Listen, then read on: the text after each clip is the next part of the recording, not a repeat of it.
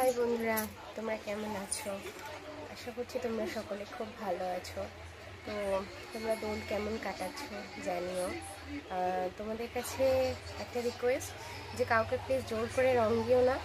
যে রং খেলতে চায় তাকেই রং দিও, এবং দোলটা জোর করে করো না, মন থেকে দোলটা খেলো এবং keep safe, always keep safe, এবং নিজেও সেফ থেকো এবং অপরকেও সেফ রেখো।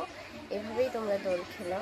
আমরাও আজকে দোল খেলেছি এবং খুব আনন্দও করেছি। সেই সমস্ত কিছু, সেই ভিডিও, সেই ফটো তোমাদের সাথে শেয়ার করতে চলেছি। আজকে মাহিও খুব খুশি।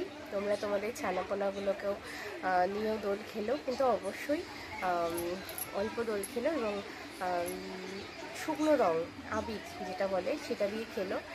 জল রংটা দিয়ে খেলো না, কারণ তাতে শরীর খারাপ হওয়ার চান্সটাই বেশি থাকে।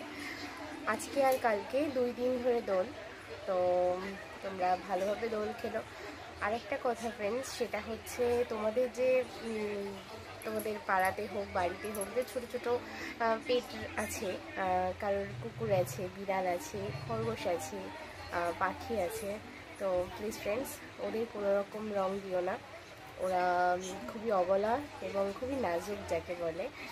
ওরা আমাদের খুব প্রিয়, এবং যে রাস্তার যে স্ট্রিট ডগরা আছে, স্ট্রিট ক্যাটরা আছে, তারাও প্লিজ তাদেরকেও কোনো রকম রং দিও না, কারণ তোমরা সবাই জানো যে রঙের মধ্যে প্রচুর পর্যায়ে কেমিক্যাল থাকে এবং সেটা তাদের পক্ষে ক্ষতিকর হতে পারে এবং তাদের মৃত্যুর কারণও হতে পারে। তো সেই জন্য প্লিজ তাদেরকে সেফ রেখো এবং তাদের থেকে সেফ থেকে খেলো দোলটা, এবং খুব আনন্দ করো, খুব মজা করো। আমরাও আজ খুব মজা করেছি, তোমাদের সাথে সেটা শেয়ার করবো।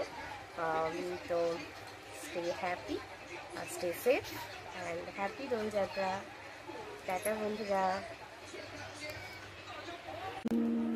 ওই দেখো।